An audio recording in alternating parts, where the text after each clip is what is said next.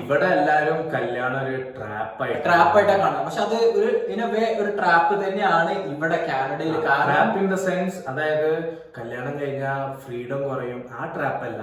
ഇപ്പം living together ആവുമ്പോ ഇവര് ബ്രേക്കപ്പ് ആയി ഇവര് സെപ്പറേറ്റ് വേസിൽ പോയാൽ അത് അവിടെ കഴിഞ്ഞു. ഇവിടെ ഡിവോഴ്സ് റേറ്റ് ഭയങ്കര കൂടുതലാണ്. അറ്റ് എ പോയിന്റ് എല്ലാരും ഓൾമോസ്റ്റ് 1 out of 2 വെഡിങ്സ് ഡിവോഴ്സിലാണ്. പക്ഷെ ഡിവോഴ്സ് ആയാല് വെൽത്ത് കുറഞ്ഞ ആൾക്ക് വെൽത്ത് കൂടിയ ആളെടുത്തുനിന്നാണ് 50% അലിമണി എന്നൊക്കെ പറഞ്ഞാണ്ട് എമൗണ്ട് ഒക്കെ കിട്ടും. അപ്പൊ അത് ഈ ആണുങ്ങൾക്കൊക്കെ ഭയങ്കര പേരാണ്. പൊതുവെ ആണുങ്ങളാണ് പെണ്ണുങ്ങളെക്കാളും കൂടുതൽ ഏൺ ചെയ്യാറ്. അപ്പൊ അവര് 50% അവരെ വെൽത്ത് ഈ ഡിവോഴ്സ് സെറ്റിൽമെന്റിന്. ഈ ഒരു പെണ്ണാണ്. ഇവിടെ എങ്ങനെയാണ് ഇപ്പൊ നാട്ടില് 2 ജോഡീസും സൈൻ ചെയ്താലാണ് ഡിവോഴ്സ് ആവുന്നത്. ഇവിടെ അങ്ങനെ ആവാൻ തോന്നുന്നില്ല. അപ്പൊ അങ്ങനെ 1 out of 2 വെഡിങ് എന്ന് പറഞ്ഞാൽ 50% പ്രോബിലിറ്റി ആണ് നമ്മൾ കല്യാണം കഴിച്ചാൽ.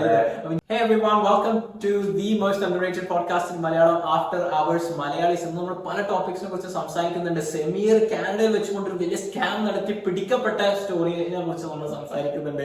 അതുപോലെ തന്നെ നമ്മൾ ഇപ്പൊ മാരേജസ് എന്നൊക്കെ പറഞ്ഞിട്ടുള്ള ഒരു കൺസെപ്റ്റ് വാലിഡ് ആണോ, അതൊരു സ്കാം ആണോ? 1 out of 2 വെഡിങ്സ് മാരേജസ് ഡിവോഴ്സിൽ എത്തുമ്പോൾ കാനഡയിൽ മാരേജ് ചെയ്യുന്നത് ഒരു വെർത്തിട്ടായിട്ടുള്ള ഒരു കാര്യമാണോ എന്ന് നമ്മൾ സംസാരിക്കുന്നുണ്ട്. ഞാൻ സ്വന്തമായിട്ട് ഒരു എംപ്ലോയിനെ ഹയർ ചെയ്തപ്പോൾ അതിന്റെ പ്രോസ് ആൻഡ് കോൺസ്, നമ്മൾ അത് മോഡേൺ ഒരു അസിസ്റ്റന്റിനെ ഹയർ ചെയ്യുന്നത് മോഡേൺ ഡേ സ്ലേവറി ആണോ എന്നൊക്കെയുള്ള പല ടോപ്പിക്സ് നമ്മൾ സംസാരിക്കുന്നുണ്ട്. Sauda all the intro music.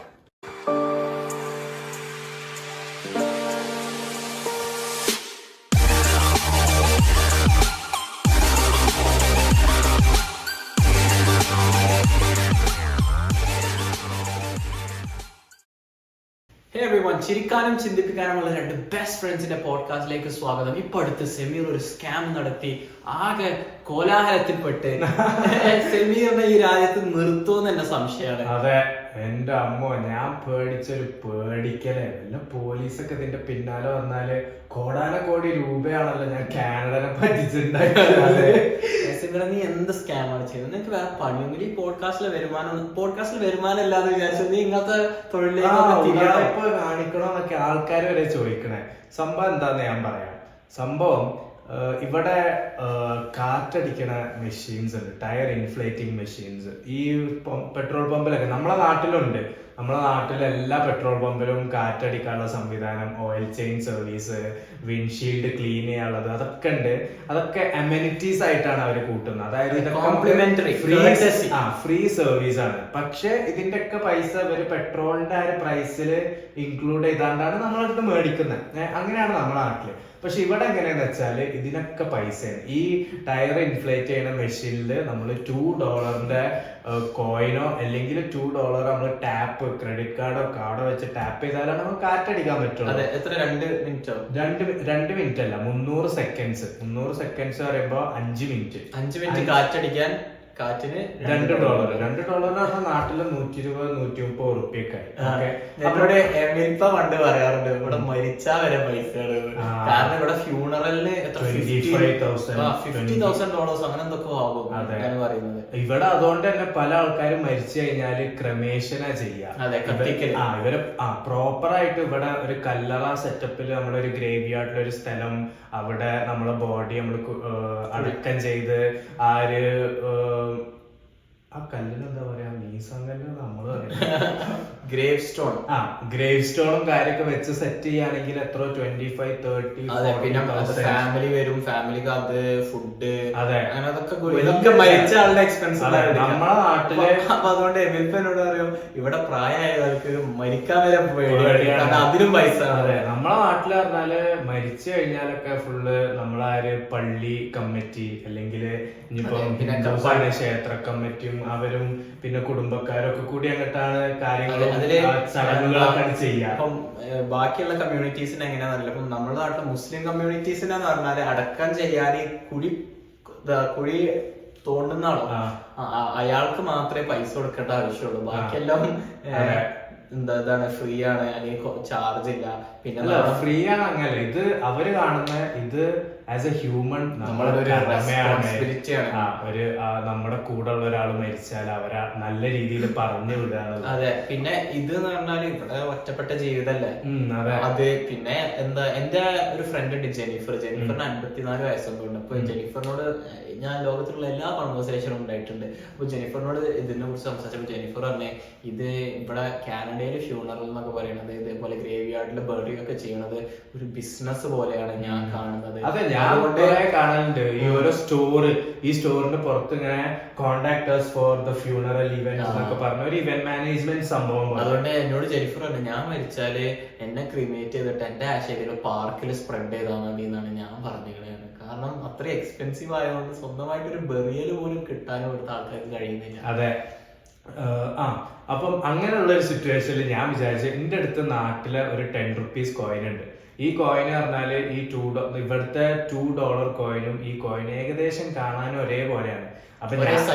അപ്പൊ ഞാൻ എന്റെ ഒരു മനസ്സിൽ 90% എന്റെ ഒരു വിചാരം എന്ന് വെച്ചാല് ഇതിട്ടാലും ഇത് വർക്ക് ചെയ്യൂല, ഇതിന്റെ ഉള്ളിൽ എന്തെങ്കിലും സ്കാനറും കാര്യമൊക്കെ ഉണ്ടാവും, വെയിറ്റ് വെച്ചിട്ടാ നോക്കുക, അതാണ് ഡിറ്റർമൈൻ ചെയ്യാന്നൊക്കെയാണ് ഞാൻ വിചാരിച്ചത്. അപ്പൊ ഞാൻ ഇടാൻ പോകുമ്പോ ഞാൻ വിചാരിച്ച് ഒരു സ്റ്റോറി എന്തെങ്കിലുമൊക്കെ ഇടാൻ വേണ്ടി ആഫ്റ്റർ അവേഴ്സിന്റെ ഇൻസ്റ്റയിൽ ഒരു സ്റ്റോറി ഒക്കെ ഇടാൻ വേണ്ടിട്ട് ഒരു വീഡിയോ എടുക്കാന്നൊക്കെ വിചാരിച്ചു.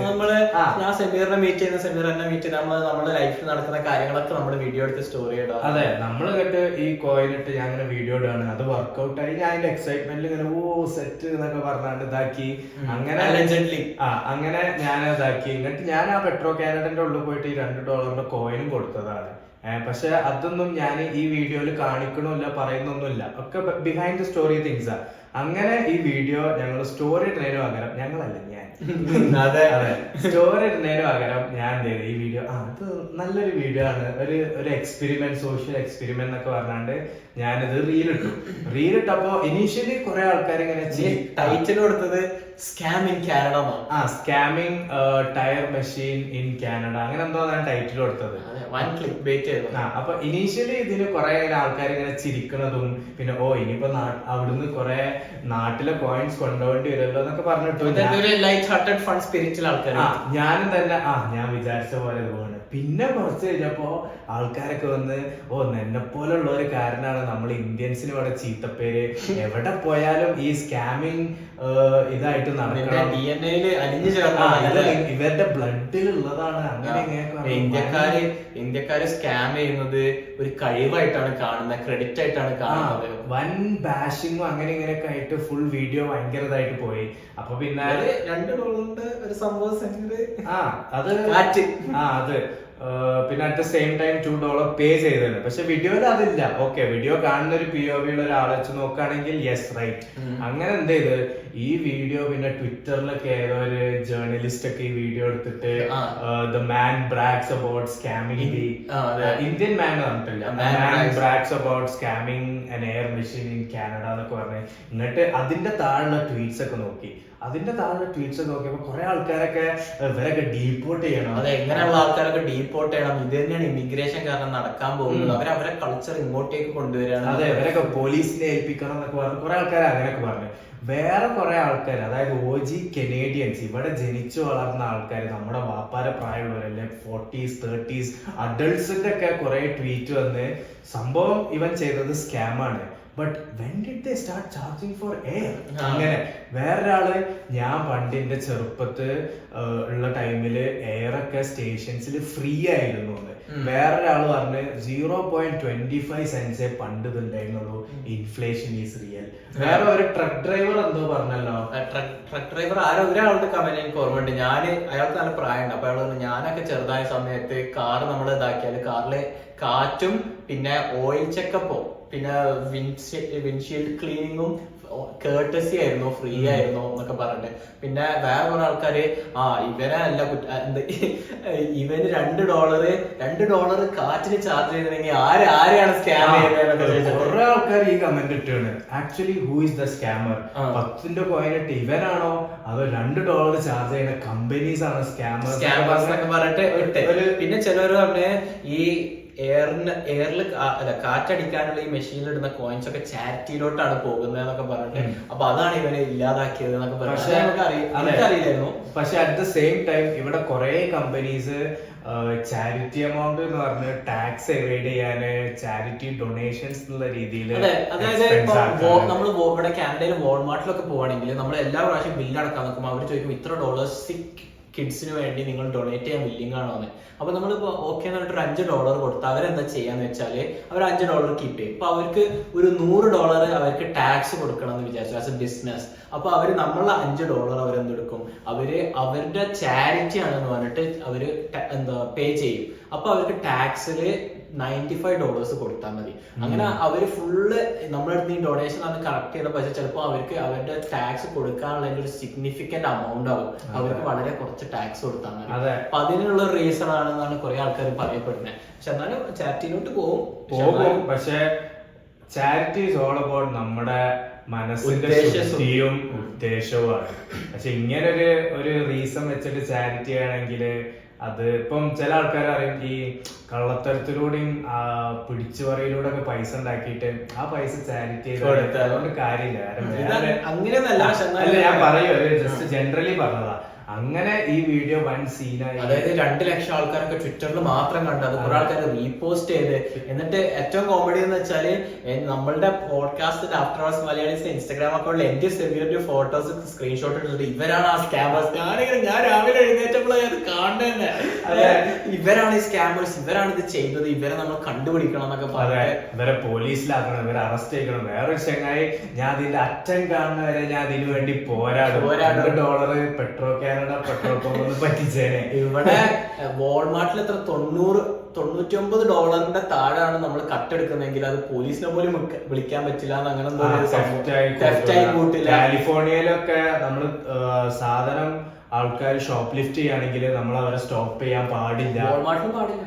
അങ്ങനെ ഇവിടുത്തെ ഒരു കോമഡി. ഇവിടെ ഇപ്പൊ പുതിയൊരു ന്യൂസ് വന്നാണ്, Canadians clothing plus housing plus food combine ചെയ്താല് അതിന്റെയും കൂടുതലാണ് പോലും അവര് ടാക്സ് കൊടുക്കുന്നത്. അത്രക്കും രീതിയിലാണ് രാജ്യം നമ്മളെ പറ്റിച്ചോണ്ടിരിക്കുന്നത്. പക്ഷെ അതൊന്നും പേർക്ക് വോക്കലാവാനും സമയമില്ല. അത് ഈ ആന ചോർന്ന കാണൂല, പക്ഷെ കടുക് ചോരുന്ന കാണുന്നു, അങ്ങനെ എന്തോ പറയുന്നത് ചൊല്ലുണ്ട്. അപ്പൊ അങ്ങനെ ഇതിന് 2 ലക്ഷം വ്യൂസ്. പിന്നെ ട്വിറ്റർ നോക്കിയപ്പോ സെമീറിന്റെ ട്വിറ്റർ ഉണ്ട്, പക്ഷെ സെമീറിന്റെ ട്വിറ്റർ സെമീർ യൂസ് ചെയ്യാറില്ല. ഞാൻ UFC ഒക്കെ ഉണ്ടാക്കുന്ന സമയത്ത് പലരും ട്വീറ്റ് ചെയ്യാറുണ്ട്. അപ്പൊ ആൾക്കാർ എന്റെ ട്വിറ്റർ കണ്ടുപിടിച്ചു. എന്നിട്ട് സയാൻ മലയാളം ഈക്വൽസ് ടു സയാൻ സാക്കിർ ആണ് ഇവന്റെ ട്വിറ്ററിലെ മെയിൻ അക്കൗണ്ട്. എന്നിട്ട് എനിക്ക് ട്വീറ്റ്സ് ഇങ്ങനെ വരിക. നമുക്ക് ഇൻസ്റ്റയിൽ കുറെ DM വന്ന് കുറെ മലയാളികളൊക്കെ എടാ നാണമില്ലല്ലോടാ -- അവിടെ പോയിട്ട് ഇങ്ങനെ ചെയ്യാൻ. ചിലവരൊക്കെ നമുക്ക് ഒരു വെൽവിഷർ എന്നല്ല, ജസ്റ്റ് ഇങ്ങനെ നിങ്ങളെ വീഡിയോ ട്വിറ്ററിൽ ഭയങ്കര ഫേമസ് ആണ്, നിങ്ങൾ എന്തിനാ അങ്ങനെ ചെയ്യാൻ പോയത് അങ്ങനെയൊക്കെ പറഞ്ഞിട്ട്. പിന്നെ കുറെ വൈറ്റ് പീപ്പിൾ ഒക്കെ വന്നാണ്ട് റെഡിറ്റിൽ 4 ഗ്രൂപ്പിൽ നിന്റെ വീഡിയോ സർക്കുലേറ്റ് ആവുന്നുണ്ട്. ബി കെയർഫുൾ എന്നൊക്കെ പറഞ്ഞിട്ട്. ട്വിറ്ററിലാണെങ്കിൽ ഒരാള് ഇങ്ങനെ ബാഷ് ചെയ്ത് സംസാരിക്കും, നമ്മളടുത്തുനിന്ന് ഒരു റിപ്ലൈ കിട്ടാൻ വേണ്ടിട്ട്. എന്നിട്ട് ഇങ്ങനെ പറയാം, എന്നിട്ട് എന്നെ ഇങ്ങനെ ടാഗ് ചെയ്തിട്ട് ഇങ്ങനെ ട്വീറ്റ് ചെയ്യാം. അതായത് നിന്നെ ഞങ്ങൾ റെഡിയാക്കുന്നുണ്ട്, ഞങ്ങൾ ഇതിനു വേണ്ടി വർക്ക് കാണിച്ചു തരാന്നൊക്കെ പറഞ്ഞിട്ട് അതെല്ലാം ഇങ്ങനെ കണ്ട് ഇഗ്നോർ ചെയ്യാം. എന്നിട്ട് പിന്നെയും ഇങ്ങനെ മെസ്സേജ്, എന്നിട്ട് എന്നോട് പറയാ ഞങ്ങളുടെ മെസ്സേജ് വരാതിരിക്കണമെങ്കിൽ നിങ്ങൾ പബ്ലിക് ആയിട്ട് ഒരു അപ്പോളജി ഇടണം, ആ അപ്പോളജി ഇംഗ്ലീഷിലാകണം എന്നൊക്കെ പറഞ്ഞിട്ട് നിങ്ങൾ എന്തിനാ ഇത് ചെയ്തതെന്ന് പറയണം എന്നൊക്കെ പറഞ്ഞിട്ട് ഫുള്ള് ഇത്. എന്നിട്ട് ആ വീഡിയോ ഇടാണെങ്കിൽ ഞങ്ങളൊന്ന് ആലോചിക്കാം ചെയ്യണം. ഫുള്ള് അനോണിമസ് അക്കൗണ്ട്, ഇവരെ ഫേക്ക് അക്കൗണ്ടിൽ എന്നിട്ട് നമ്മളെ ഇൻസ്റ്റാഗ്രാമിൽ ഇതിലൊക്കെ സ്കാമർ എന്നൊക്കെ പറഞ്ഞിട്ട് ഫുള്ള് കമന്റ്സ് എന്നൊക്കെ. അപ്പൊ ഞാൻ ആലോചിക്കുന്നത് ഓക്കെ സ്കാം എന്നൊന്നും പറയാൻ മാത്രം വേറെ കാര്യം ആലോചിക്കാം. ഇപ്പം നീ ഒരു $2 എയർ അടിച്ചില്ല വെച്ചോ, അപ്പൊ അതിന് നീ $2 കൊടുത്തിട്ട് വെച്ചോ, അപ്പൊ നിന്റെ സ്കാമർ എന്ന് പേര് വിളിച്ചു. പിന്നെ നിന്റെ ടൈറ്റിൽ സ്കാമർ ആണ് നീ എന്ന് പറയുമ്പോ പിന്നെ നീ എന്ത് സ്കാം ചെയ്തു എന്നുള്ളത് അപ്രസക്താണ്. നീ വലിയ എന്തോ ചെയ്തു എന്നാണ് എല്ലാരും ഇതിലും. അപ്പം ഏതൊരാളെ മേത്തും അക്യൂസേഷൻ അല്ലെങ്കിൽ അലഗേറ്റ്ലി എന്തെങ്കിലും ന്യൂസ് വരുമ്പോഴേക്കും ആൾക്കാർ പിന്നെ അയാളെ അങ്ങനെ ആക്കി. അവര് ഈ കേസ് ഇതിന്റെ ഫൈനൽ ഒന്നും അവര് കെയർ ചെയ്യുന്നില്ല. ഇനിയിപ്പൊ അയാൾ നിരപരാധി ആയാലും ആരും അറിയാനും പോണില്ല. ഇനി പറഞ്ഞാൽ തന്നെ nobody wants to spread the news. അതൊരു എക്സൈറ്റിംഗ് ന്യൂസ് അല്ല. അപ്പൊ പക്ഷെ അപരാധി സ്കാമർ ഇവരെ പോലീസിലേൽപ്പിക്കാം. അങ്ങനൊക്കെ ഓരോന്നും ഇങ്ങനെ കണ്ടപ്പോ ഞാൻ ഞെട്ടിപ്പോയി. അതായത് ഇവിടെ കാനഡയിൽ വേറെ എന്തൊക്കെ നടക്കണ്ട, അതിന് ഇവിടെ പ്രശ്നമല്ല. ഹോംലെസ്സുകാരെ ക്രൈംസ് വൻ ഹയ്യ.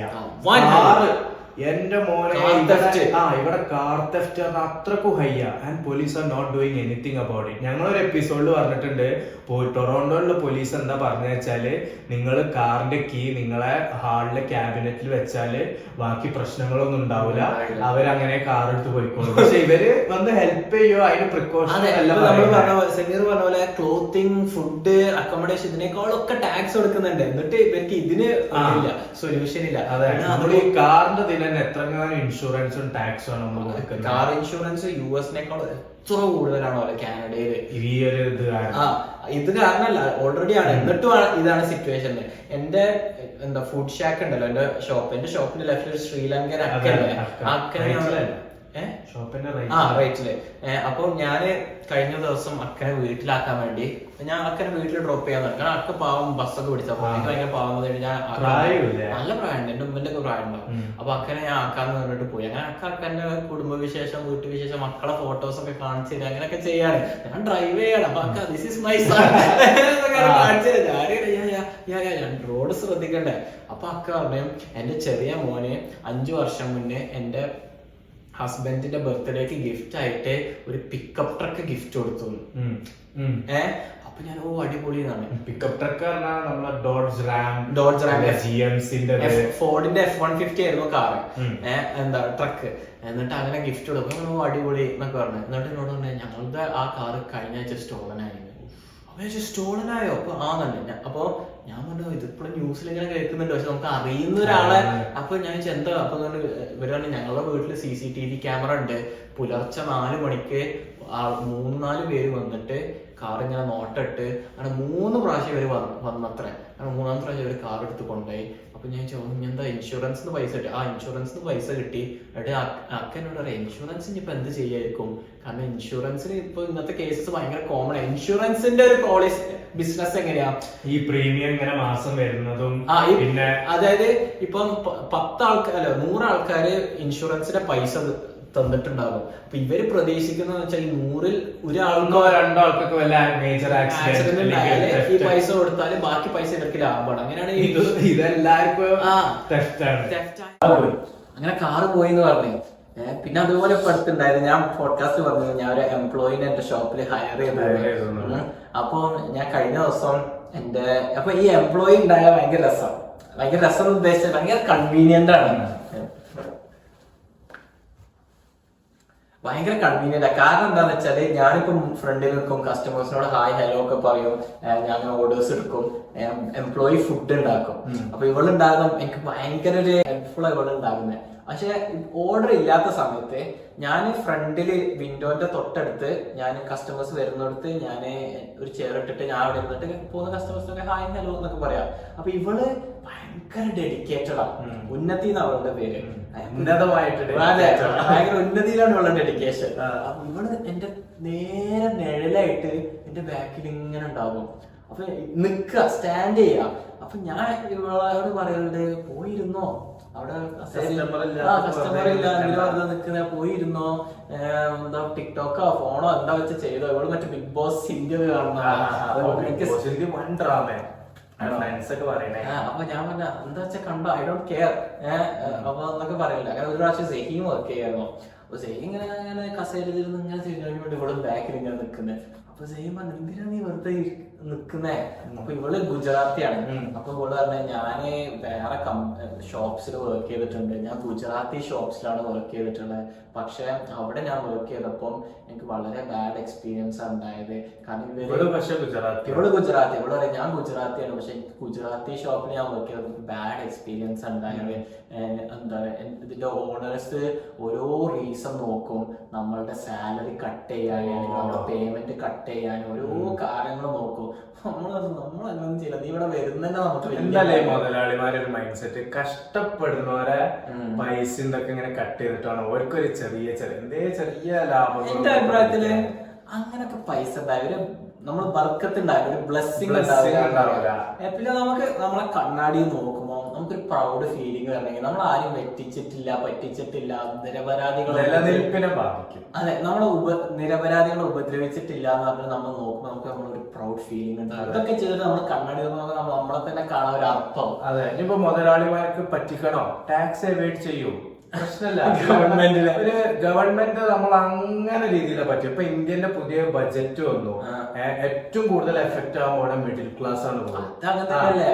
അപ്പം ഗവൺമെന്റ് നമ്മളെ നല്ല രീതിയിൽ പറ്റിക്കുന്നുണ്ട്. അവിടുന്നും ഇവിടുന്നും റോഡ് ടാക്സ് നമ്മള് ഒരു മഹീന്ദ്രന്റെ ഒരു താറ് വണ്ടിക്ക് 7-8 ലക്ഷം രൂപ ഉള്ളു. പക്ഷെ നമ്മള് ടാക്സ് അടിച്ചു വരുമ്പോത്തിന് 14-15 ലക്ഷം, ഡബിൾ ദി പ്രൈസ്. എന്നാ നല്ല റോഡ് ഉണ്ടോ, അല്ലെങ്കിൽ നല്ല സംവിധാനങ്ങൾ ഉണ്ടോ, മര്യാദക്ക് ഒരു ലൈറ്റ് ഉണ്ടോ റോട്ടില്, ഇവര് നമ്മളെ ഫുൾ പറ്റിച്ചോണ്ടിരിക്കുക. അപ്പം അങ്ങനത്തെ ഒരു നമ്മളിങ്ങനെ ടാക്സ് എവൈഡ് ചെയ്യാ, അതൊന്നും ഒരു പറ്റിക്കലല്ല, അതൊരു കർമ്മമായിട്ട് അവര് കാണും.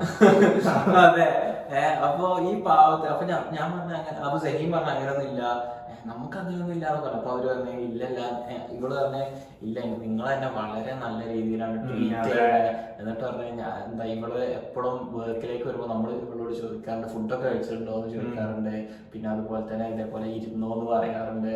പിന്നെ ഇവള് പറഞ്ഞു ഞാന് ഇന്റർവ്യൂവിന് വന്ന സമയത്ത് നിങ്ങളെ ബ്രദർ, അതായത് ഞാൻ ഞാൻ 1 മണിക്കൂർ യാത്ര ചെയ്തിട്ടാ വന്നേന്ന് പറയുമ്പോൾ ഭയങ്കര സിമ്പത്തറ്റിക് ആയിട്ടാണ് ഉണ്ടാക്കിയത് എന്നൊക്കെ പറഞ്ഞേ.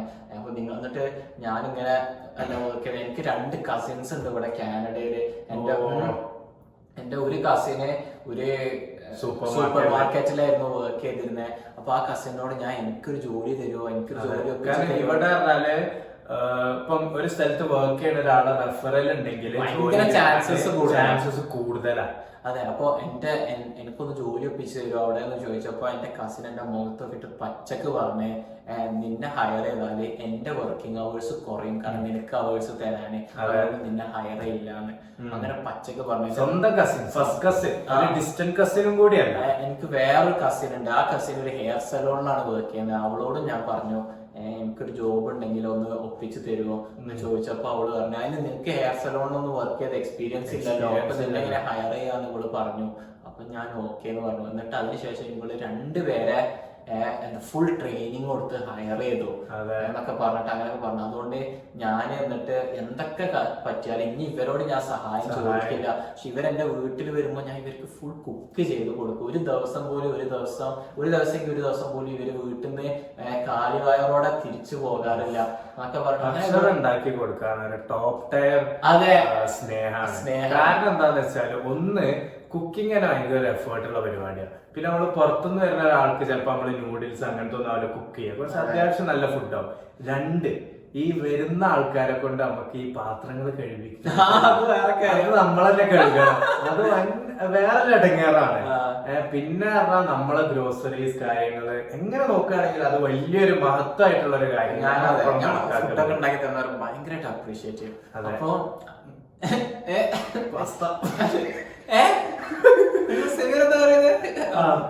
അല്ല സെമീറിന്റെ മെയിൻ ഐറ്റം പാസ്റ്റ് ആണ്, സെറ്റ് പാസ്റ്റ് ആണ്, വയറെന്ന് അറിയാം മനസ്സും.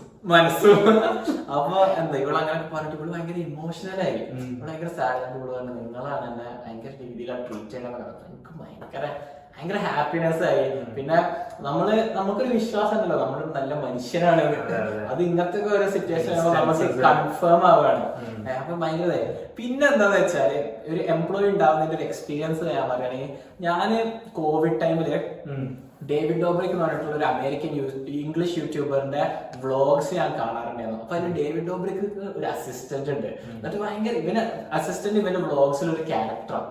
എന്നിട്ട് ഇവന്റെ അസിസ്റ്റന്റിനോട് പല കാര്യങ്ങൾ ചെയ്യാൻ പറയുന്നതും എന്തൊക്കെ ഇവന്റെ ലൈഫ് ഫുൾ മാനേജ് ചെയ്യുന്നത്. ഇവന്റെ പോഡ്കാസ്റ്റ് അസിസ്റ്റന്റ് ഒക്കെ വരാനൊക്കെ ഉണ്ട് സംസാരിക്കാനെന്നൊക്കെ. അപ്പൊ ഞാൻ എപ്പോഴും വിചാരിക്കട്ടെ അസിസ്റ്റന്റ് ഒരു ലൈഫിൽ ഒരു അസിസ്റ്റന്റ് ഉണ്ടായാലും ഭയങ്കര സുഖമായിരിക്കും, ഭയങ്കര കൺവീനിയന്റ് ആയിരിക്കും. എനിക്ക് ലൈഫിൽ അന്ന് 2020-21 കോവിഡ് സംഭവിച്ച ആ ഒരു ടൈമിൽ ഞാൻ ആഗ്രഹിക്കാൻ തുടങ്ങിയതാണ് ലൈഫിൽ ഒരു അസിസ്റ്റന്റ് ഉണ്ടെങ്കിൽ അടിപൊളിയാവും. പക്ഷെ അതിന് പൈസ ആണല്ലോ, അപ്പൊ നമ്മള് റിച്ച് ആണ്. എന്നിട്ടാണ് ഒരു അസിസ്റ്റന്റിന്റെ ഒരു ആവറേജ് സാലറി എനിക്കറിയില്ല, എനിക്ക് തോന്നുന്നത് ആരും കിട്ടുന്ന അവർക്ക് കഴിവിനൊന്നും കുറവില്ലല്ലോ.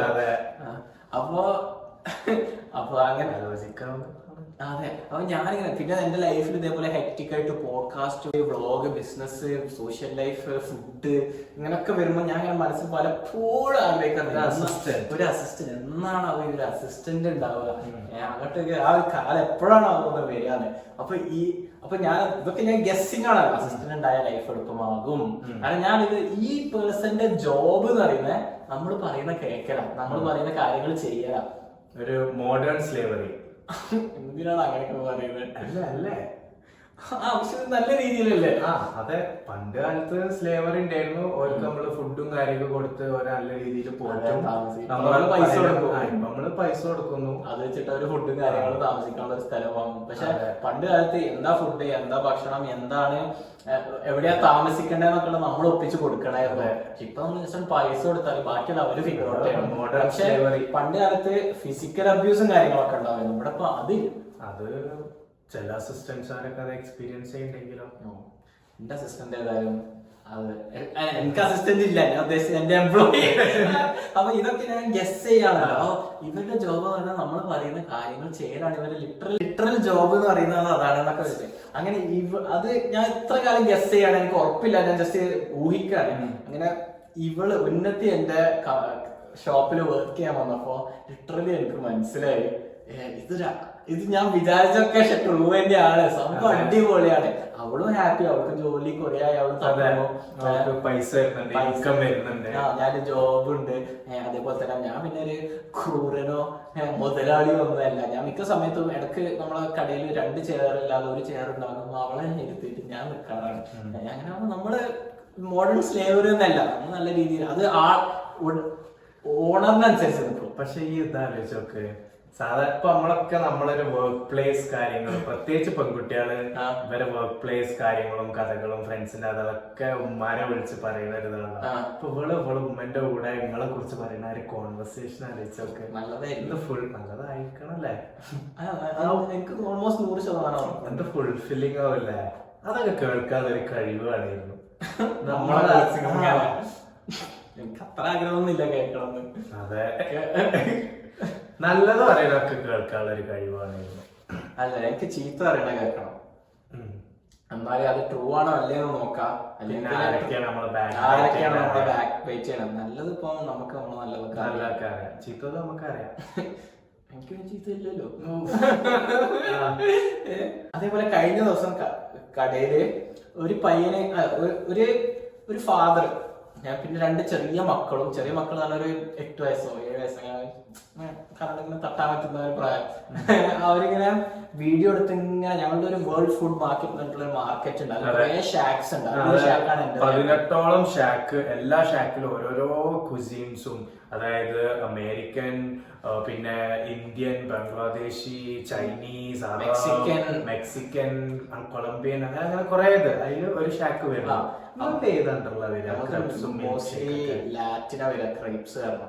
അപ്പൊ ഒരു ഫാദർ ഇങ്ങനെ വീഡിയോ എടുത്ത് ഇങ്ങനെ പോകുന്നുണ്ട്, മക്കളും ഇങ്ങനെ പാസ് ചെയ്യുന്നുണ്ട്. അപ്പൊ ഞാനിങ്ങനെ കണ്ടപ്പോ ഞാൻ ഹായ് എന്ന് പറഞ്ഞേ.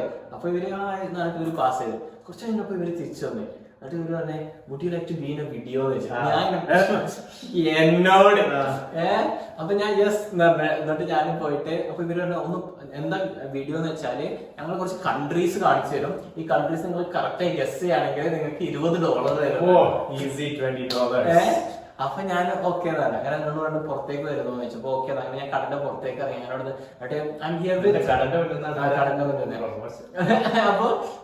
അപ്പൊ ഐ എം ഹിയർ വിത്ത് എന്നൊക്കെ പറഞ്ഞിട്ട് ഇവർക്ക് ഒരു ആക്സെന്റും കാര്യങ്ങളൊക്കെ. അപ്പൊ ഞാൻ ഇവരോട് ചോദിച്ചു നിങ്ങൾ എവിടുന്നാന്ന് ചോദിച്ചു.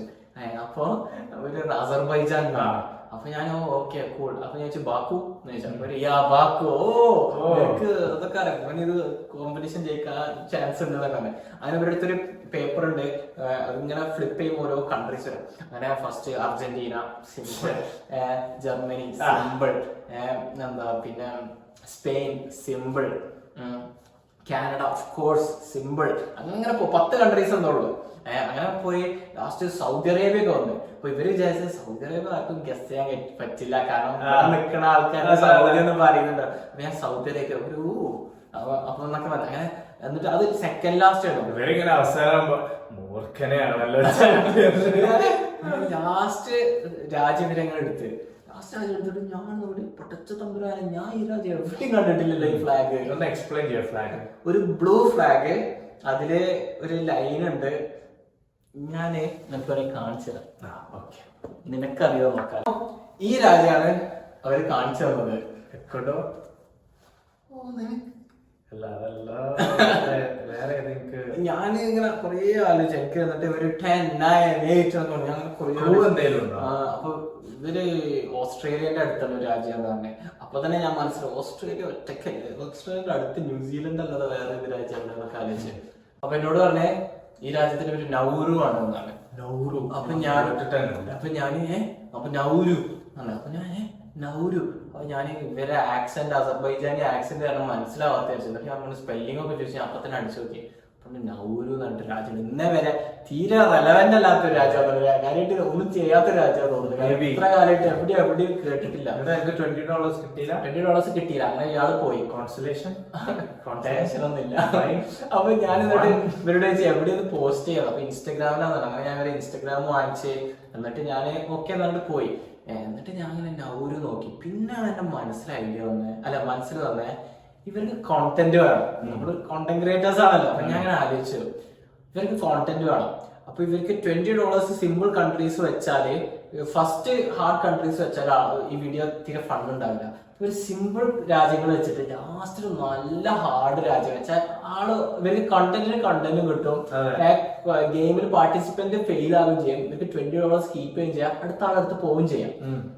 അപ്പൊ ഞാൻ ഇനിയിപ്പോ ഇവരെന്നെ പറ്റിച്ചതാണോ, അങ്ങനെ ഞാൻ ഇവരെ ഇൻസ്റ്റ എടുത്ത് നോക്കിയപ്പോ 20,000 ഫോളോവേഴ്സ് കിഡ്സ് യൂട്യൂബേഴ്സ് പോലെയാണ്. അപ്പൊ 20,000 ഞാൻ നമ്മളെ പോഡ്കാസ്റ്റിനേക്കാളും ഡബിള് ഈ ചെറിയ ചെക്കന്മാര്. ഞാൻ പൊളി. എന്നിട്ട് ഞാൻ പിന്നെ ഇവരെ റീൽസ് ഇങ്ങനെ എടുത്ത് നോക്കി. റീൽസിന് ഒരു 600 വ്യൂസ്, 300 വ്യൂസ്. അപ്പൊ ഇവര് ബോട്ട്സ് എടുത്ത് വാങ്ങിച്ചതാണ്.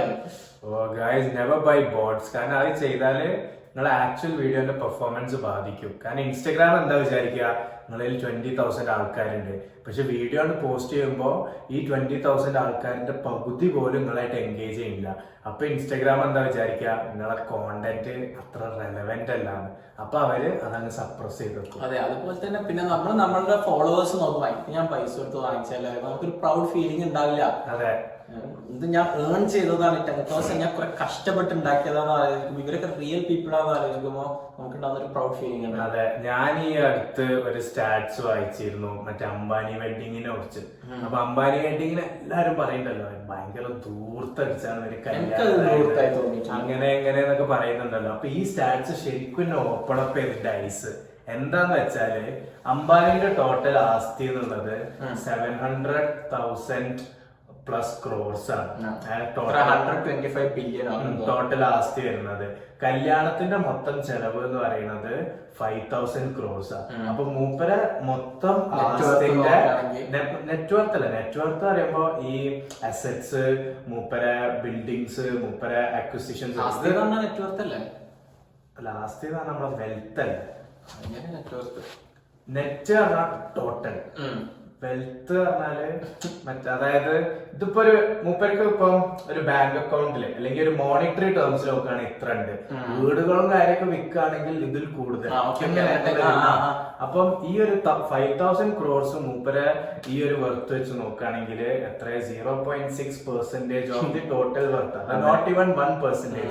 പക്ഷെ ശരാശരി ഒരു മലയാളിയുടെ കല്യാണം എടുത്തു നോക്കുകയാണെങ്കിൽ അവരുടെ ഒരു ടോട്ടൽ ആസ്തി വരികയാണെങ്കിൽ ചിലപ്പോ ഒരു 30 to 40 lakhs ഇൻക്ലൂഡിങ് അവര് നിൽക്കുന്ന വീടും പൊരകളും എല്ലാം കൂടി. പക്ഷെ അവര് സ്പെൻഡ് ചെയ്യുന്ന കല്യാണത്തിന് പറഞ്ഞാൽ മിനിമം, ഫുള്ള് മിനിമത്തിലാണ് അവര് പറയുന്നത്. എനിക്ക് സെമീറിന് പരിചയം മലയാളി എന്ന് പറയുമ്പോൾ നമുക്ക് മലപ്പുറം മുസ്ലിംസിനൊക്കെയാണ് കൂടുതൽ അറിയുന്നത്. അതെ, മുസ്ലിംസ് വെഡിങ്സ് ഒക്കെ ഭയങ്കര അത് ഏറ്റവും വലിയ കോമഡി എന്താന്ന് വെച്ചാല് ഇസ്ലാമില് പറയുന്ന ഒരു വെഡിങ് എത്രയോ സിമ്പിൾ ആകുന്നോ അത്രയും ബ്ലെസ്സിങ്സ് കൂടുന്ന. പക്ഷെ മുസ്ലിംസ് ആണ് ഏറ്റവും കൂടുതൽ ദൂരത്ത് നടത്തിയിട്ടുള്ള കല്യാണം കേരളത്തിൽ ചെയ്യുന്നത്. അതെ, പിന്നെ അപ്പം ഇവര് ഒരു ശരാശരി ഫാമിലിന്റെ വെൽത്ത് ഇറങ്ങുന്നത് 40 lakhs.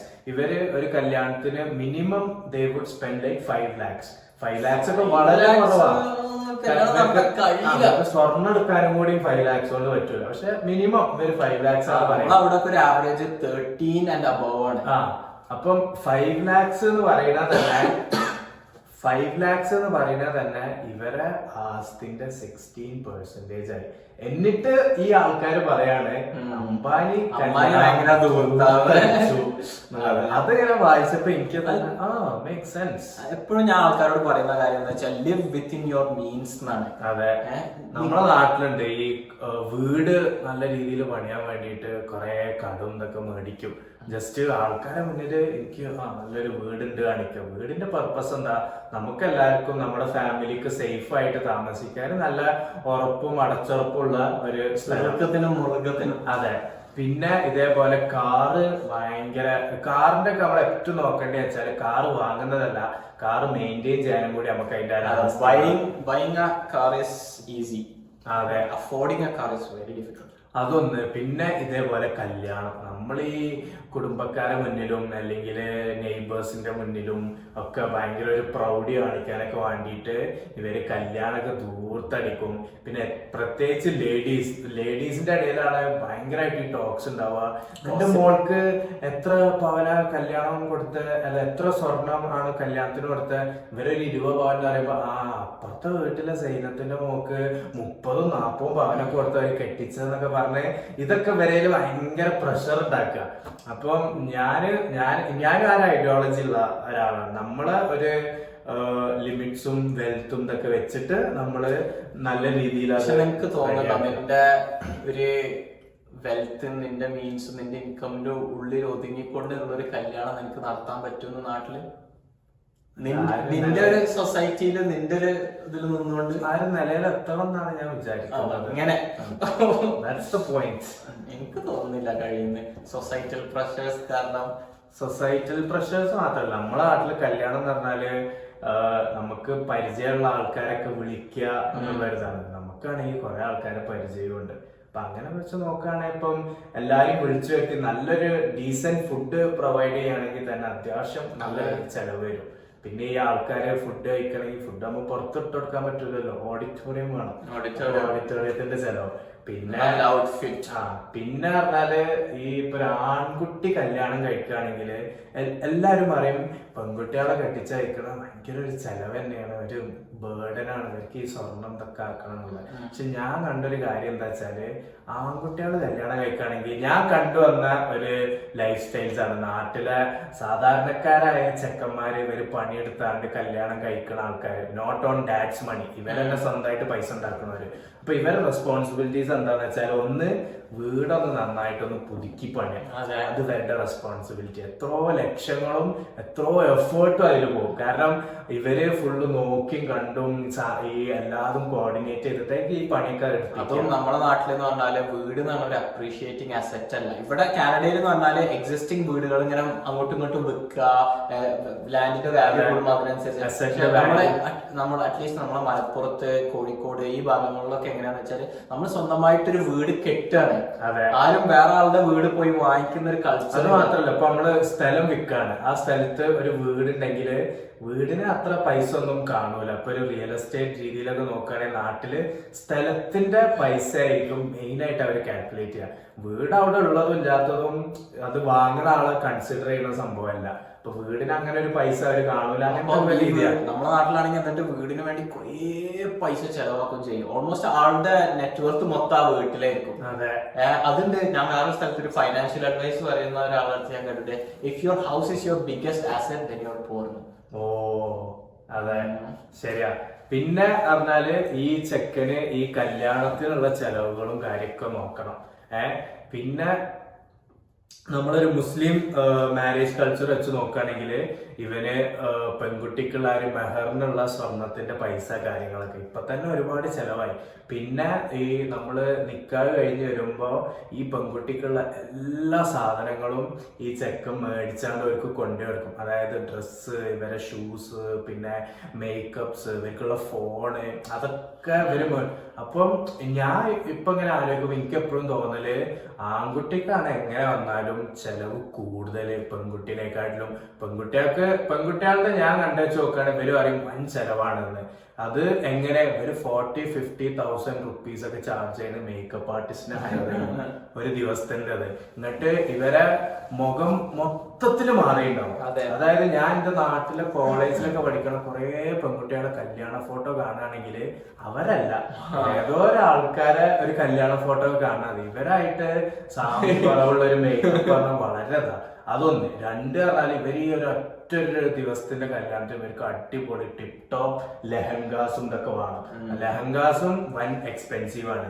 പിന്നെ ഈ ഗോൾഡ് ഇവര് ഗിഫ്റ്റ് ആയിട്ട് പേരൻസ്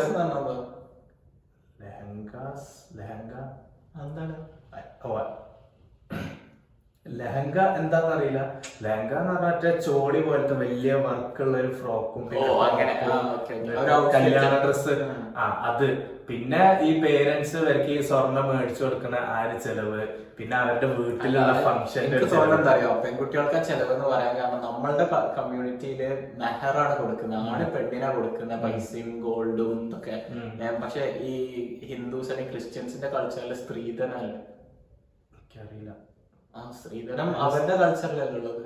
എനിക്കറിയില്ല അത് അവരുടെ ഒരു പാർട്ട് ഓഫ് കൾച്ചർ ആണോ അതൊരു സൊസൈറ്റൽ കൾച്ചർ ആയിട്ട്. എനിക്കൊരു റിലീജിയൻ കൾച്ചർ അല്ല. പക്ഷെ നമ്മളുടെ അവിടെ അല്ല. എനിക്ക് തോന്നുന്ന ഇവൻ മുസ്ലിംസും, അതായത് ഇപ്പത്തെ ഒരു ഇതിൽ ഞാൻ കണ്ടെന്താ വെച്ചാല് ആരും തന്നെ സ്ത്രീധനം എന്ന് പറയുന്നില്ല, എല്ലാവരും ഒരു ഗിഫ്റ്റ് എന്നുള്ള ടാഗില്ല. അപ്പൊ മുസ്ലിം ഫാമിലീസ് ആണെങ്കിലും പെണ്ണിന്റെ വീട്ടുകാര് ഇത്രയും സ്വർണവും കാറും ഇതൊക്കെ ഒന്നെങ്കിൽ ചെക്കന് ഗിഫ്റ്റുകൾ കൊടുക്കും, അല്ലെങ്കിൽ ഈ പെണ്ണിന്റെ പേരിൽ കണ്ടിട്ട് കൊടുക്കും. പക്ഷെ ഇന്ന വേ നോക്കുകയാണെങ്കിൽ അതൊരു അൺസ്പോക്കൺ സ്ത്രീധനം എന്നുള്ള രീതിയിലാണ് അത് കാണുന്നത്. പിന്നെ ഹിന്ദുയിസം അല്ല, ഹിന്ദുസ് ക്രിസ്ത്യൻസിന്റെ ഇടയിൽ എങ്ങനെയാന്നുള്ള ഞങ്ങൾക്ക് അറിയാൻ താല്പര്യമുണ്ട്. അതെ. സോ ബേസിക്കലി ഇതൊക്കെയാണ് നമ്മളെ നാട്ടിൽ നടക്കുന്നത്. കല്യാണം എന്ന് പറഞ്ഞാല് ഭയങ്കര ഒരു ചെലവ് എന്നുള്ള രീതിയിൽ തന്നെയാണ് എല്ലാരും കാണുന്നത്. പല ആൾക്കാരും കടങ്ങൾ വാങ്ങിയിട്ടും കടങ്ങൾ വീട്ടാൻ പിന്നീട് ബുദ്ധിമുട്ടിയാണ്. ഇവിടെ കാനഡയിലെ കല്യാണം എന്ന് പറയുമ്പോൾ ഒന്ന് നമുക്ക് ഏത് ഏജിൽ നമുക്ക് കല്യാണം കഴിക്കാം. അതെ. ഒരു പ്രഷർ നമ്മളെ മേലിൽ ഈ ഏജിൽ കല്യാണം കഴിക്കണം. 50 വയസ്സിലാണെങ്കിലും കല്യാണം കല്യാണമാണ്. ആ ഒരു ടൈം ഏത് ഏജിൽ വേണമെങ്കിൽ നമുക്ക് കല്യാണത്തിൽ ഒരു പ്രഷറും ഇല്ല. നമുക്ക് ഇനിയിപ്പോ കല്യാണം കഴിക്കുന്നില്ല എന്ന് വെച്ചാൽ അതിനും പ്രശ്നമില്ല. കല്യാണം കഴിക്കാതെ കോർട്ട് മാരേജ് ചെയ്തിട്ട് ചുമ്മാ ഒരു 2 പേരെ വിളിച്ചാലുള്ള ഒരു പരിപാടിയാണ്, അതും അങ്ങനെയും. അതെ, കോർട്ട് മാരേജിൽ രജിസ്റ്റർ കല്യാണം നടത്താം, അങ്ങനെയും നടത്താം. അല്ലെങ്കിൽ ഇനിയിപ്പോ ഒരാൾ വെഡിങ് ആയിട്ട് നടത്തുകയാണെങ്കിൽ തന്നെ എങ്ങനെയാന്ന് വെച്ചാൽ ഇവിടെ മാക്സിമം ഒരു 100 ഗസ്റ്റ്സ്. ഭയങ്കര വലിയ കല്യാണം, കുറെ ആൾക്കാർ വന്നു എന്നൊക്കെ പറയുന്ന കല്യാണത്തിന് 100 പീപ്പിൾ ഒക്കെ ഉണ്ടാവും. ഒരു സാധാ കല്യാണത്തിനും 50 പീപ്പിൾ ഒക്കെ ഉണ്ടാവും. അതെ. കാരണം എന്റെ നെയ്ബർ ഉണ്ടായിരുന്നു, കനേഡിയൻ നെയ്ബറാ. അവൻ പറയുന്നുണ്ടായിരുന്നു എന്റെ ഫാദറിന്റെ കല്യാണാണ് നെക്സ്റ്റ് വീക്ക്, ഞങ്ങളെല്ലാരും പോകുന്നുണ്ട് എന്നൊക്കെ പറഞ്ഞാൽ. ഇവന്റെ ഫാദറിന്റെ കാരണം ഇവന്റെ ഫാദറും എന്റെ മദറും ഡിവോഴ്സ്ഡ് ആണ്, സെപ്പറേറ്റഡ് ലോങ് ബാക്ക്. അങ്ങനെ ഫാദറിന്റെ കല്യാണാണ്, അതായത് ഇവന്റെ ആക്ച്വൽ ഡാഡിന്റെ നെക്സ്റ്റ് മൂപ്പര് വേറൊരു പെണ്ണിനെ കല്യാണം കഴിക്കുന്നു. അപ്പൊ ഫാദറിന്റെ കല്യാണാണ്, അപ്പൊ നെക്സ്റ്റ് വീക്ക് ഞങ്ങൾ അതിന് പോകുന്നുണ്ടൊക്കെ പറഞ്ഞു. അപ്പൊ ഞാൻ പൊളി എവിടെ വെച്ചിട്ടാ കല്യാണം എന്നൊക്കെ പറഞ്ഞപ്പോ ജസ്റ്റ് ബാക്ക് അപ്പൊ അതായത് വരെ വീടിന്റെ ബാക്കിലെ മുറ്റത്ത് വെച്ചിട്ട്, മുറ്റം എന്ന് പറഞ്ഞാൽ ഫ്രണ്ടിലല്ലോ, ബാക്കിലെ മുറ്റം ഫ്രണ്ട് പിൻഭാഗം പിന്നാമ്പുറത്ത് ബാക്ക് യാർഡിൽ കല്യാണം മാരേജ് ചെയ്യാം, അല്ലെങ്കിൽ ഒരു എന്താ ചേർച്ചിൽ വെച്ച് ചെയ്യാം. ഞാൻ മുന്നോട്ട് വെച്ചു നിങ്ങള് എത്ര ആൾക്കാര് ഉണ്ട് ചോദിച്ചപ്പോ ജസ്റ്റ് 20-25 പീപ്പിൾ. ഞാൻ അങ്ങോട്ട് ഒരു ഫ്ലോയില് കയറാൻ എന്റെ മദർ വരുന്നുണ്ടൊക്കെ അപ്പൊ ചിരിച്ചാണ്ട് No man, what do you think?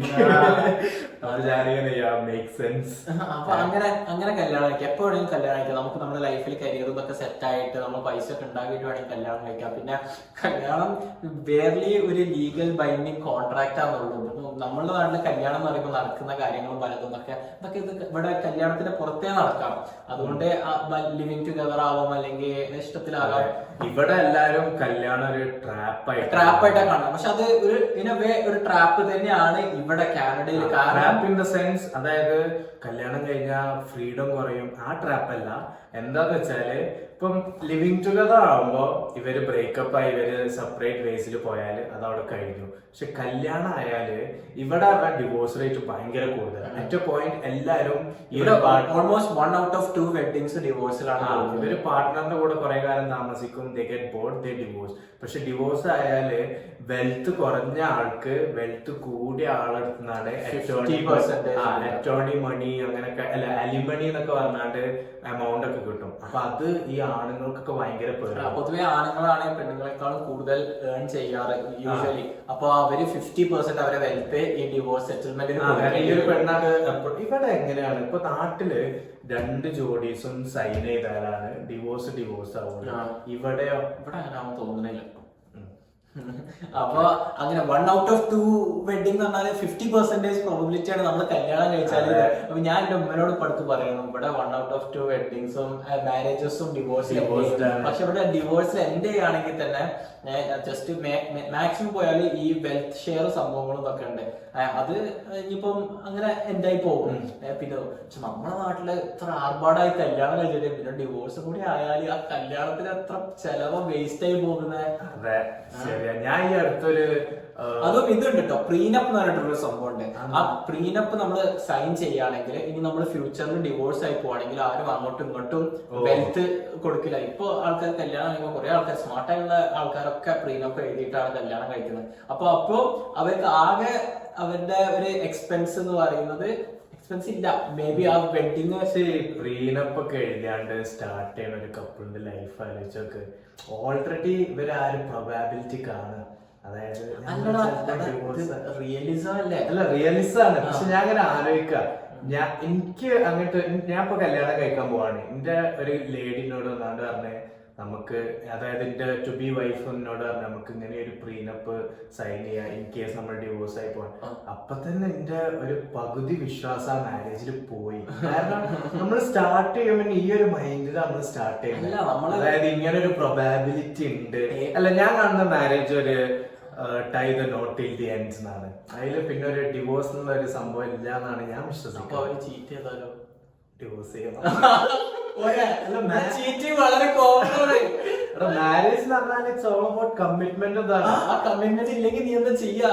അപ്പം അത് മാരേജ് അല്ല. എടാ മാരേജ് എന്ന് വെച്ചാല് ഒരു 2 വ്യക്തികൾ തമ്മിലുള്ള കമ്മിറ്റ്മെന്റും അവര് ഇതൊക്കെയാണ്. അതവിടെ ഇല്ലെങ്കിൽ അതിന്റെ അർത്ഥം അത് മാരേജ് അല്ല എന്നാണ്. മാരേജ് അല്ലാതെ നമുക്ക് ഡിവോഴ്സ് ചെയ്യാം. As long it's A marriage. പക്ഷെ അത് കല്യാണം കഴിച്ച് നമ്മൾ ജീവിച്ചാലല്ലേ അറിയുള്ളൂ ഇത് അവിടെ മാരേജ് ആണ് നടന്നത്.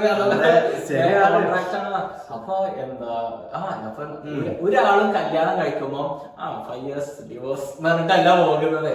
പക്ഷെ ഇവര് സാഹചര്യങ്ങൾ കാരണവും പിന്നെ കുറെ കൊള്ളരുതായ്മ കാരണമാണ് ഡിവോഴ്സ് സംഭവിച്ചു പോകുന്നത്. അതെ, ഞാൻ ഈ അടുത്തൊരു ആർട്ടിക്കിൾ വായിച്ചിരുന്നു. നീ ഇപ്പൊ കാനഡയിൽ കല്യാണം കഴിക്കാന്ന് വിചാരിച്ചോ, 1 out of 2 വെഡിങ്സ് മാരേജസും ഡിവോഴ്സിലും ഉണ്ട്. നീ പ്രീനപ്പ് സൈൻ ചെയ്യോ ഇല്ലേ? ഞാൻ കാനഡയിൽ നിന്ന് കല്യാണമല്ല, അങ്ങനത്തെ സിറ്റുവേഷൻ ഞാൻ ലിവിങ് ടുഗദർ. അല്ലേ, അതായത് മാക്സിമം ഇനിയിപ്പോ നിനക്ക് ഒരു റിലീജിയസ് സെൻസിൽ നിനക്ക് ചിന്തിക്കണമെങ്കിൽ നിനക്കൊരു സ്ഥാപനമൊക്കെ വിളിച്ചിട്ട് പഠിച്ചവന്റെ മുന്നിൽ നീ മാരീഡ്, ഗവൺമെന്റിന്റെ മുന്നിൽ ലിവിങ് ടുഗദർ എന്നുള്ളതിൽ ഞാൻ നോക്കുള്ളൂ. ഇങ്ങനത്തെ ഒരു ത്രെറ്റ് ഉണ്ടാവുമ്പോ എന്തിനാ നമ്മൾ സൈനപ്പ് ചെയ്യുന്നത്? എന്താ, ഞാന് ഒരു ഫാക്ടറിയിൽ വർക്ക് ചെയ്തിരുന്നു, കുക്കി ഫാക്ടറിയിൽ. അവിടെ ഡോള എന്ന് പറഞ്ഞിട്ടൊരു ലേഡി ഉണ്ടായിരുന്നു. ഈ ലേഡിക്ക് 5 മക്കളോ 7 മക്കളോ എന്തോ ഉണ്ട്. അപ്പൊ ഈ ഡോള എന്താ ഹസ്ബൻഡിന്റെ 5 മക്കളോ 7 മക്കളോ എന്തുണ്ട്, 7 ഉണ്ടാവാൻ ചാൻസ്. 5 മക്കളോ 5 മക്കളല്ല നോക്കണത്. കാനഡ. അപ്പൊ ഇവർക്ക് 5 മക്കളെന്തോണ്ട്.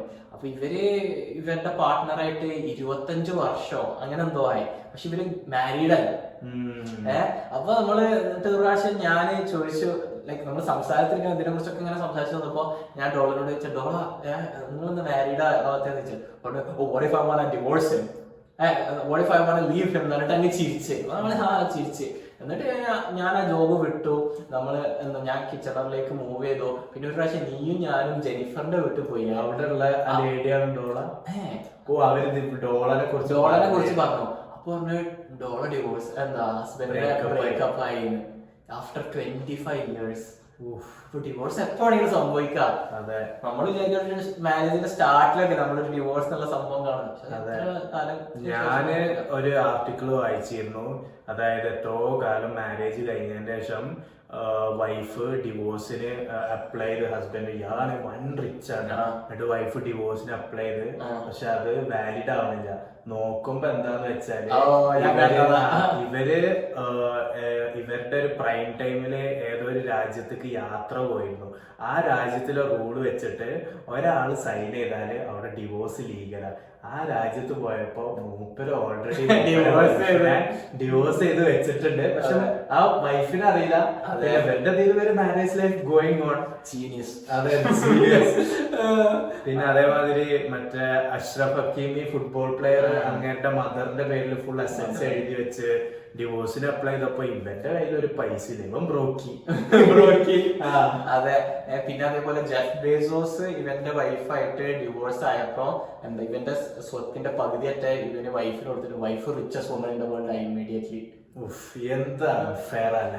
അൺഫെയർ ജീവിതകാലം മുഴുവൻ ഇയാൾ കഷ്ടം. അതാണ് അതിലെ കൗണ്ടർ ആർഗ്യുമെന്റ് എന്താന്ന് വെച്ചാല് മൂപ്പര് ഒന്നും അല്ലാത്ത ടൈമിൽ ഇവരോട് ഒരുമിച്ചായിരുന്നു. എന്നിട്ട് ജെഫ് ബേസോസിന്റെ ഡ്രീമും കാര്യങ്ങളും ഒക്കെ ബിൽഡ് ചെയ്യാൻ ഇവര് കൂടെ നിന്നുകൊണ്ട് സപ്പോർട്ട് ചെയ്തു. ഇവരുടെ സ്വന്തമായ കരിയറോ കാര്യങ്ങളോ ഇമോഷണൽ സപ്പോർട്ട് ആവട്ടെ,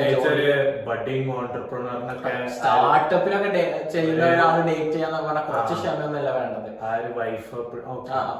അതുകൊണ്ടാണ് ഇത് കൊടുത്തത്. പക്ഷെ 50% ഒക്കെ ഡിസേർവിംഗ് ആണോ എന്നുള്ള വേറെ ചോദ്യമാണ്. പക്ഷെ എന്നിട്ട് പിന്നെ മെക്കൻസി സ്കോട്ട് എന്നൊക്കെയാണ് ഇവരുടെ പേര്. ഇവര് എന്നിട്ട് ഇവരുടെ പൈസ എന്താ കൊറേ ചാരിറ്റി കൊടുക്കുക. അപ്പൊ ഷീസ് എന്താ റിച്ചസ്റ്റ് വുമൻ ഫിലാന്ത്രപ്പിസ്റ്റ് എന്നൊക്കെ പറഞ്ഞിട്ട് ഏറ്റവും കൂടുതൽ ചാരിറ്റി കൊടുക്കുന്ന വുമൻ ഫിലാന്ത്രപ്പിസ്റ്റ് എന്നൊക്കെ പറഞ്ഞിട്ട് റാങ്കിങ്സിലൊക്കെ നമ്പർ 1 ഒക്കെ ആയി വന്നിരുന്നു. അപ്പൊ കുറെ ആൾക്കാർ കൗണ്ടർ ആയി പറഞ്ഞു നമുക്ക് കൊടുക്കാതെ ഉള്ള പൈസ ഇല്ലല്ലോ അതൊക്കെ പറഞ്ഞിട്ട് അങ്ങനെ കുറെ ആൾക്കാർ പറയാറുണ്ടായിരുന്നു. ഞാൻ ഇതും കണ്ടിരുന്നു. മറ്റേ നമ്മുടെ ഇന്ത്യയില് രത്തൻ ടാറ്റയാണ് ഏറ്റവും റിച്ചസ്റ്റ് ആയി വരേണ്ടത് instead of Ambanis or Adani's. പക്ഷെ മൂപ്പര് എല്ലാ മന്ത്ലി ഇൻകം 66% മൂപ്പര് ഡൊണേഷൻ അതായത് ചാരിറ്റിക്ക് പോകുന്നോണ്ടാണ് മൂപ്പര് റിച്ചസ്റ്റ് ആവാത്തത്. എന്തായാലും 66% മോർ ദാൻ ഹാഫ് മൂപ്പര് ചാരിറ്റിയില്. എന്റെ മോനെ ഞാൻ പറയുന്നൊക്കെ നമുക്ക് കല്യാണം കഴിച്ചിട്ടില്ലല്ലോ. ഇത്രയും പറഞ്ഞോണ്ട് നമ്മൾ ഈ എപ്പിസോഡ് എൻഡ് ചെയ്യാണ്. Thank you so much for listening. This has been your favorite hosts, Samir Roshan and Zayan Zakir. Peace out.